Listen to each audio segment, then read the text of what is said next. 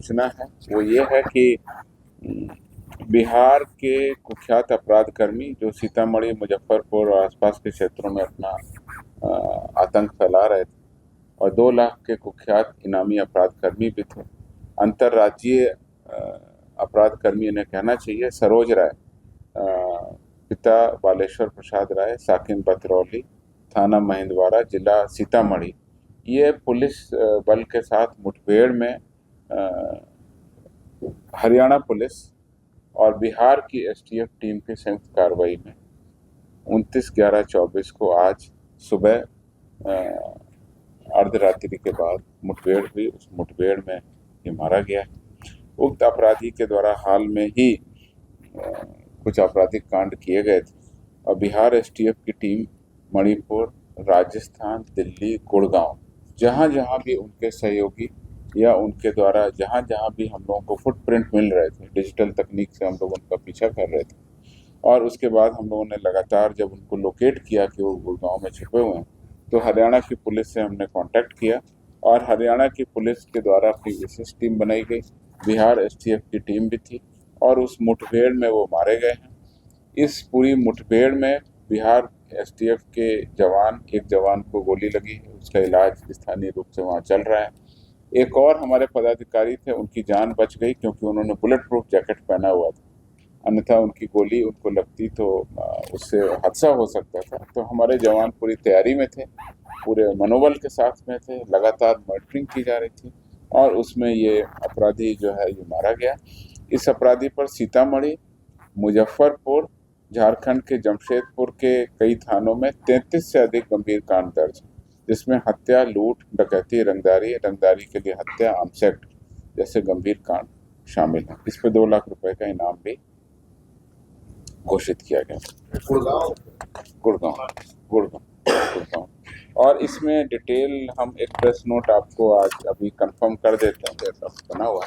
इसमें जो हरियाणा पुलिस है उसके द्वारा आगे की जो फॉलो अप एक्शन है, किसी भी इनकाउंटर में डेथ होने पर उसका विधिवत पोस्टमार्टम कराना, ह्यूमन राइट कमीशन को सूचित करना, जो भी प्रक्रिया वो सारी कार्रवाई की जा रही है। और अभी तक जो सूचना मिल रही है उसमें जो घटनास्थल से बरामदगी हुई है उसमें एक मोटरसाइकिल, 2 मोबाइल फ़ोन, 2 डोंगल जो वाईफाई चलाने के काम आएंगे, 1 मैगजीन, 16 खोखा, 4 जिंदा कारतूस, 3 पिस्तौल बरामद हुई है। ऐसा पता चलता है कि उस अपराधी के साथ में एक और अपराधी थे जो वहाँ से भागे हैं, उसके बारे में भी पुलिस वहाँ पर तत्काल फॉलोअप एक्शन कर रही है। तो ये लगातार 2012 से अपराध की घटनाओं में अपराधी सरोज राय काम कर रहा था और 2024 अगर हाल का उसका आपराधिक इतिहास बताएं, 33 कांडों में ये आरोपित रहा है। तो 2024 के मई माह में उसने मुजफ्फरपुर जिला के मीनापुर थाना अंतर्गत अजय कुमार की एक हत्या भी कर दी थी गोली मारकर। और जून माह में सीतामढ़ी जिला के महिंदवाड़ा में राजेश कुमार शाह की रंगदारी के लिए गोली मारकर हत्या कर दी गई थी। 24 के अगस्त माह में सीतामढ़ी जिला के महिंदवाड़ा में पुनपुन पासवान से 10 लाख रुपए, डुमरा थाना अंतर्गत धीरेन्द्र कुमार से 5 लाख रुपए और अक्टूबर में ही रुन्नी सैदपुर थाना अंतर्गत रुन्नी सैदपुर के वर्तमान विधायक पंकज मिश्रा जी के निजी सहायक मनीष कुमार से रंगदारी की मांग की गई थी तथा रंगदारी नहीं देने पर हत्या की धमकी दी गई थी।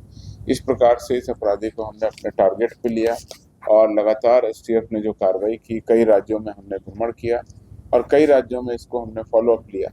लास्ट में जब जीरो इन हुआ तो ये घटना हुई और इस पूरी घटना के बाद बिहार पुलिस आगे भी कार्रवाई कर रही है। और इस प्रेस कॉन्फ्रेंस के माध्यम से मैं मीडिया को बताना चाहता हूं कि अपराध के विरुद्ध हमारा जीरो टॉलरेंस रहा है। कोई भी अपराध कर्मी बिहार राज्य में हो गिरफ्तार किया जाएगा, बिहार राज्य के बाहर हो गिरफ्तार किया जाएगा और अगर वह सशस्त्र रूप से पुलिस बलों पर किसी तरह से गोली चलाने की कोशिश करेगा तो पुलिस के द्वारा भी गोली चलाई जाएगी और उसका जो भी प्रतिफल हो, हम लोग लगातार अपराध कर्मियों के विरुद्ध जवाबी कार्रवाई करने में आगे रहे हैं और आगे भी हम लोग इस तरह की कार्रवाई करेंगे।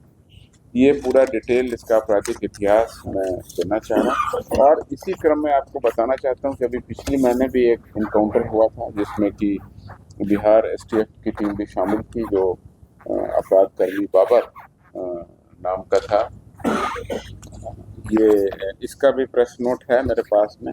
ये भी कुख्यात वांछित 50,000 रुपए का इनामी अपराध कर्मी था। गैंग लीडर मोहम्मद आदिल उर्फ बाबर, ये भी पुलिस मुठभेड़ में मारा गया था। और इसमें इस आदिल उर्फ बाबर के गिरोह के सदस्य अपराध कर्मी मुर्शीद आलम, दिलदार, इकबाल हुसैन, सानुल उर्फ सैनुल, मोहम्मद असलम, साने बाबू को गिरफ्तार किया गया था। ये संयुक्त चेकिंग अभियान के दौरान पुलिस टीम जब कार्रवाई कर रही थी तो उसके दौरान लगातार उसने जो जवाबी फायरिंग की, उसमें जवाबी कार्रवाई में ये मारा गया था। तो इसका भी डिटेल प्रेस नोट है। जो हमसे जुड़े रहने के लिए हमारे YouTube चैनल को सब्सक्राइब करें और नई वीडियो की नोटिफिकेशन के लिए बेल आइकॉन को दबाएं। अगर आप ये वीडियो Facebook पर देख रहे हैं तो लाइक जरूर करें और ज्यादा से ज्यादा शेयर करें। धन्यवाद।